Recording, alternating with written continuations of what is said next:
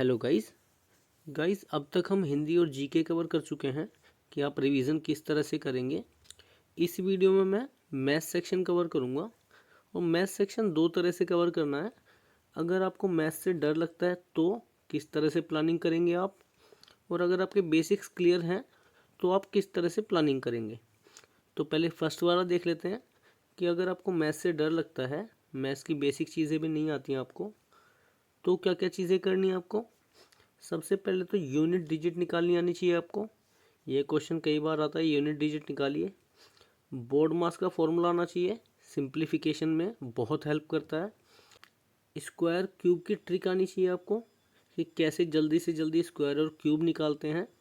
30 तक स्क्वायर और 20 तक क्यूब आपको याद भी होने चाहिए, याद कर सकते हैं आसानी से, कोई दिक्कत नहीं है उसमें। एचसीएफ एलसीएम को अच्छे से कर लेना, ये चैप्टर बहुत बार पूछा जाता है।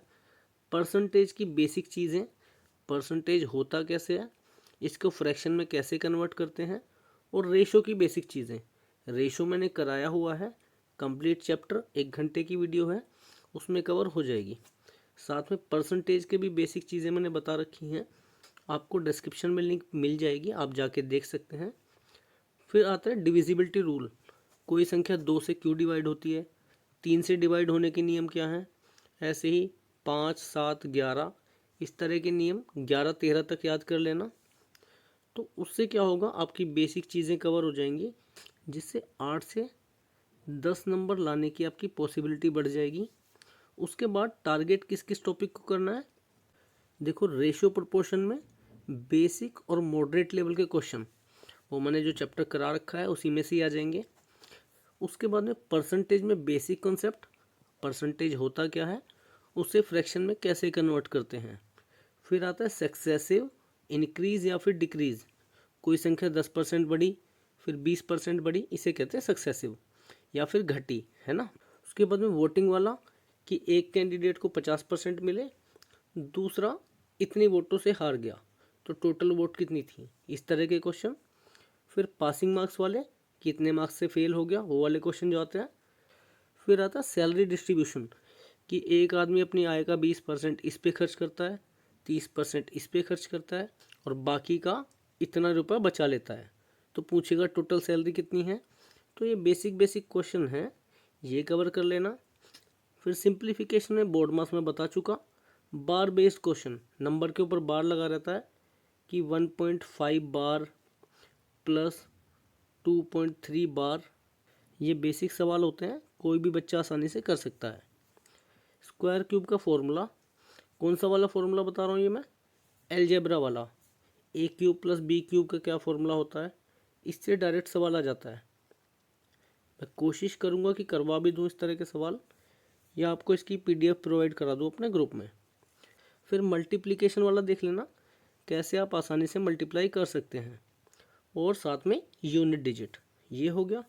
इसके बाद में क्या करना है, पाई चार्ट, ये वाला मैं करा चुका हूँ, पाई चार्ट लाइन ग्राफ, आप वीडियो देख लेना।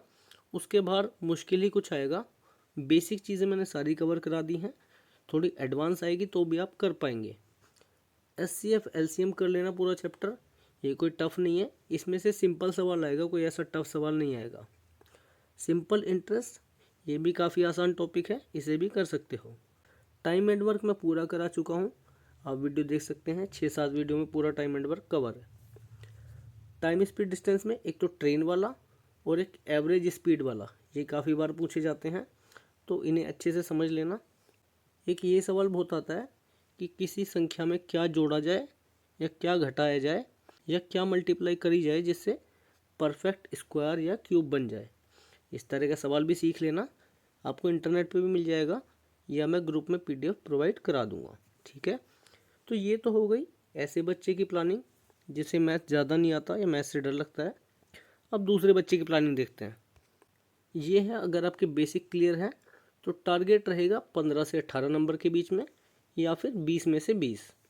कैसे करेंगे, आपको कैलकुलेशन इंप्रूव करनी पड़ेगी, क्योंकि कैलकुलेशन वाले सवाल कई बार पूछ लेता है जिसमें कैलकुलेशन हो नहीं पाती है और टाइम निकल जाता है। सिली मिस्टेक्स अवॉइड करनी है आपको, कोई भी सिली मिस्टेक ना करें कि मल्टीप्लाई करनी है 3 की जगह 2 सोच लिया, 2 की मल्टीप्लाई कर दी, ऐसी सिली मिस्टेक्स बहुत होती हैं। अगर कुछ भी दिक्कत आ रही हो तो ऑप्शन को एलिमिनेट करके देख सकते हैं। कई बार ऐसे हमारे सवाल सॉल्व हो जाते हैं। सबसे इम्पोर्टेंट बात, क्वेश्चन को केयरफुल्ली पढ़ें। कई बार क्वेश्चन कुछ होता है, क्वेश्चन की डिमांड कुछ होती है, हम पढ़ कुछ और लेते हैं, इस वजह से हमारा आंसर भी नहीं निकल पाता। तो ये 4 चीज़ें आपको करनी ही करनी है। बाकी आपके बेसिक्स क्लियर हैं तो आप कर लोगे, ऐसी कोई दिक्कत नहीं आने वाली। अब टॉपिक्स कौन कौन से टारगेट करने हैं। सबसे पहले डाटा इंटरप्रिटेशन, क्योंकि इसमें नंबर कटने के चांस ज़्यादा रहते हैं। इसमें कुछ कुछ सवाल, अगर 4 सवाल हैं, 4 में से 1 या 2 सवाल टफ पूछ लेता है, तो इसे टारगेट करना है।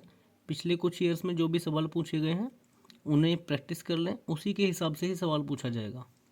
मेंसुरेशन में फॉर्मूला बेस्ड सवाल आते हैं, लेकिन उसमें कैलकुलेशन थोड़ी टफ रहती है, तो उन्हें भी प्रैक्टिस कर लेना।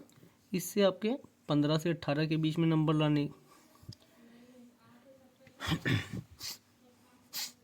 मेंसुरेशन में जनरली फॉर्मूला बेस्ड क्वेश्चन आते हैं, लेकिन उसमें कैलकुलेशन थोड़ी टफ हो जाती है। कई बार डेसिमल वाली कैलकुलेशन होती है, तो वो करनी टफ हो जाती है कई बार। मेंसुरेशन में जनरली फॉर्मूला बेस्ड क्वेश्चन होते हैं, लेकिन उसकी कैलकुलेशन कई बार डिफ़िकल्ट हो जाती है। तो प्रीवियस ईयर में जितने भी क्वेश्चन आए हैं उन्हें अच्छे से कर लेना। कैलकुलेशन को किस तरह से आसान बना सकते हैं वो चीज़ भी देख लेना। उसके बाद में जो डिफरेंट टॉपिक्स हैं, जैसे SICI हो गया, time speed distance, percentage, profit loss, इनके मॉडरेट लेवल के जो क्वेश्चन होते हैं, हालांकि टफ क्वेश्चन नहीं आएगा इनसे, कैलकुलेशन ही थोड़ी टफ आ सकती है। क्वेश्चन टफ नहीं पूछेगा, बेसिक क्वेश्चन और थोड़े मॉडरेट लेवल के क्वेश्चन पूछेंगे, तो इन्हें भी कर लेना। How to speed up calculations और सेव टाइम, कि कैलकुलेशन को कैसे स्पीड अप करें या फिर टाइम को कैसे सेव करें, क्योंकि टाइम का बहुत बड़ा मेजर रोल है, तो इसलिए बहुत ज़रूरी है। कैसे करेंगे, यूनिट डिजिट का यूज़ करके कैलकुलेशन में, या फिर अप्रोक्सीमेशन का यूज़ करके। यूनिट डिजिट का कॉन्सेप्ट बहुत इजी है, इतना टफ नहीं है। तो उससे क्या है, कई बार आंसर में यूनिट डिजिट अलग अलग होते हैं, तो हमें मल्टीप्लाई करने की ज़रूरत नहीं होती। यूनिट डिजिट चेक कर लिया और आंसर टिक करके आगे बढ़ गए। कई बार क्या होता है, आंसर टैली करने से हमारा आंसर आ जाता है, क्वेश्चन को सॉल्व करने की भी ज़रूरत नहीं पड़ती। तीसरी चीज़, अगर कोई लेंदी क्वेश्चन है या फिर टफ क्वेश्चन है या फिर कोई नया क्वेश्चन आ गया है तो उसे स्किप कर दीजिए। चौथी चीज़, डिविजिबिलिटी रूल जहाँ पर भी एप्लीकेबल है वहाँ पे यूज़ कीजिए, उससे काफ़ी फ़ायदा मिलेगा। आपके बहुत सारे सवाल सेकंड्स में हल हो जाएंगे। ठीक है दोस्तों, ये थी मेरी मैथ्स की स्ट्रेटेजी। आपको वीडियो कैसी लगी आप ज़रूर बताएं। मिलते हैं नेक्स्ट वीडियो में। धन्यवाद।